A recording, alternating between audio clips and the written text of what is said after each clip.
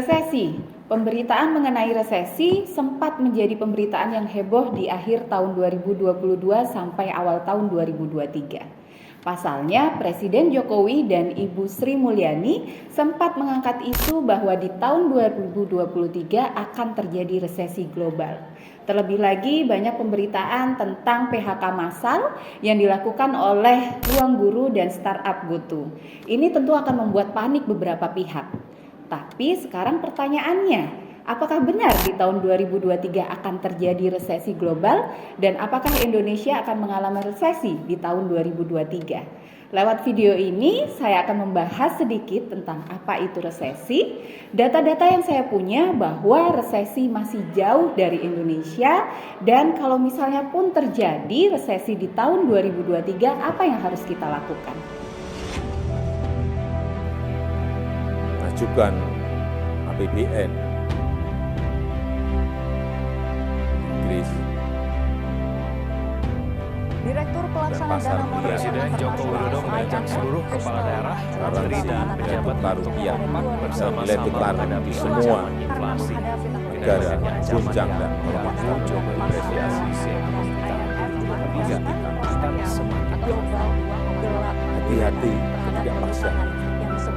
Presiden Joko Widodo kembali mengajak kementerian dan lembaga hingga kepala daerah untuk bekerja sama agar Dan semua tiap pihak hari kompak dan bersatu kita dalam selalu menghadapi inflasi.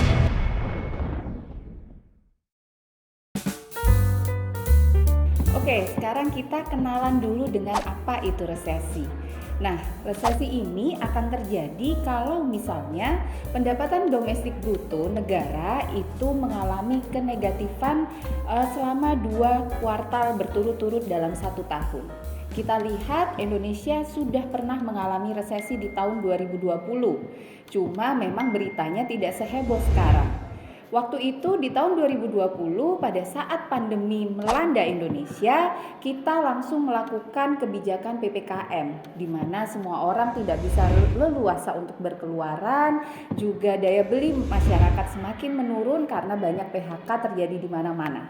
Nah, di tahun 2020 selama 2 kuartal berturut-turut Indonesia PDB-nya negatif. Itulah kenapa di tahun 2020 kita mengalami resesi. Sedangkan seiring dengan kebijakan pemerintah yang terus menangani COVID dengan lebih baik, di tahun 2021 PDB kita mulai beranjak naik. Artinya PDB kita mulai positif. Sehingga di tahun 2021 dan 2022 kita tidak mengalami resesi. Sedangkan PDB itu apa sih? PDB itu adalah di mana semua transaksi perdagangan dan transaksi jasa terjadi di wilayah Indonesia. Misalnya kita membeli cireng senilai 20.000. Nah, transaksi cireng senilai 20.000 ini akan menambah PDB kita senilai 20.000. Begitu pula kalau misalnya kita menggunakan jasa transportasi.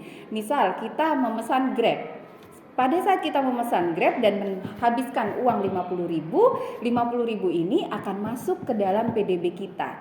Jadi semakin banyaknya daya beli masyarakat, semakin meningkatnya daya konsumsi masyarakat, berarti PDB kita akan terus menaik gitu ya. Nah, artinya kalau misalnya di tahun 2023 konsumsi masyarakat ini terus bertambah, daya belinya semakin menguat, artinya kita akan jauh dari kata resesi. Kemudian, kalau misalnya data-data yang saya punya, apakah kita sudah mendekati resesi? Tidak, karena berdasarkan hasil BPS di tahun 2022 di kuartal 3, tren kita masih positif PDB-nya. Artinya kalau mau dikatakan kita mengalami resesi di tahun 2023, di kuartal 4 tahun 2022 kita harus negatif. Begitu pula di kuartal pertama tahun 2003 PDB kita harus negatif. Tapi nanti baru kita bisa cek apakah kita akan mengalami PDB yang negatif selama 2 kuartal. Tapi saya rasa tidak, karena di tahun 2022 akhir dan di tahun 2023 awal kita bisa lihat konsumsi masyarakat masih terus berjalan, roda ekonomi masih terus berputar. Begitu juga dengan tingkat okupansi hotel di akhir tahun dan di awal tahun juga sangat tinggi. Artinya konsumsi masyarakat di tahun 2022 akhir dan 2023 masih sangat bagus. Sehingga PDB bisa nanti dikatakan akan terus berjalan positif. Nah, artinya kita masih jauh dari resesi. Tapi kalaupun misalnya resesi akan terjadi, apa sih yang harus kita lakukan? Yang pertama yang harus kita lakukan adalah kita harus tahu ilmunya dulu. Kalau misalnya kita tidak tahu apa ilmu resesi, kita tidak tahu apa itu inflasi, otomatis begitu ada berita tentang resesi, kita akan ikutan panik. Kepanikan ini secara tidak langsung akan mempengaruhi kita dalam mengeluarkan uang. Kalau misalnya sedikit-sedikit kita takut tentang resesi, pasti kita akan menyimpan uang kita. Kita tidak akan membelanjakan uang kita karena kita takut nanti kalau misalnya pun resesi terjadi, kita masih tetap harus punya uang, kayak gitu. Sehingga kalau misalnya kita takut membelanjakan uang kita, kemungkinan akan terjadi inflasi dan daya beli akan semakin berkurang. Sehingga kalau daya beli berkurang, roda ekonomi melambat, otomatis nanti akhirnya akan terjadi resesi.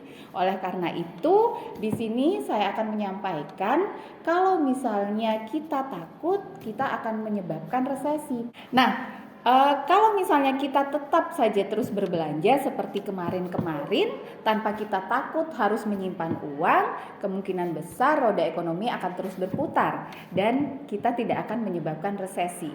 Terus yang kedua, apa yang harus kita lakukan adalah kita harus menyiapkan dana darurat. Setelah kita tahu ilmunya tentang resesi dan tentang inflasi, kita tidak mudah panik. Dan yang kedua, kalau misalnya kita punya dana darurat, tentu akan tidak lebih panik lagi. Nah, dana darurat itu yang idealnya seperti apa? Kalau dana darurat idealnya adalah kita paling tidak punya 6 kali uang yang tersimpan untuk dana darurat sebesar 1 kali pengeluaran kita setiap bulan. Jadi misalnya kita mengeluarkan uang setiap bulannya untuk kebutuhan adalah 3 juta. Artinya dana darurat yang ideal itu adalah sebesar 18 juta yang harus kita punya. Dalam waktu 6 bulan ke depan kita sudah ada nih untuk cadangan dana darurat. Jadi kalaupun misalnya terjadi sesuatu, kita tidak perlu khawatir karena kita sudah menyiapkan dana daruratnya. Nah, tapi kalau misalnya sudah punya dana darurat gimana? Ya lebih baik lagi kalau misalnya kita bisa menambah nih alokasi dana darurat. Misalnya yang kemarin hanya punya 6 bulan untuk dana darurat, kita bisa tambah nih 9 ataupun sampai 1 tahun untuk dana daruratnya. Nah, yang ketiga adalah uang dingin. Jadi kalau misalnya di sini kita punya uang untuk yang tidak kita gunakan selama 2 sampai 3 tahun ke depan, itu termasuk uang dingin. Pada saat resesi terjadi, nanti akan ada terjadi penurunan harga-harga saham. Nah, di saat itulah kita bisa membeli saham dengan harga yang murah. Karena itu kalau misalnya kita punya uang dingin, kita berkesempatan untuk membeli harga saham di saat terjadi resesi dengan harga yang sangat murah. Itu kenapa kalau misalnya resesi terjadi sering orang bilang pada saat resesi terjadi akan muncul orang kaya baru. Kenapa? Karena orang kaya baru ini sudah mempersiapkan sebelumnya yang berupa uang dingin itu untuk berinvestasi.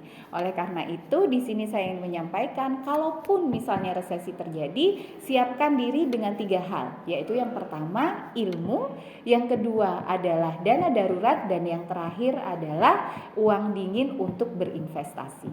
Sekian video saya dari sini, semoga memberikan insight dan juga pengetahuan tambahan tentang resesi dan apa yang harus dilakukan apabila resesi terjadi.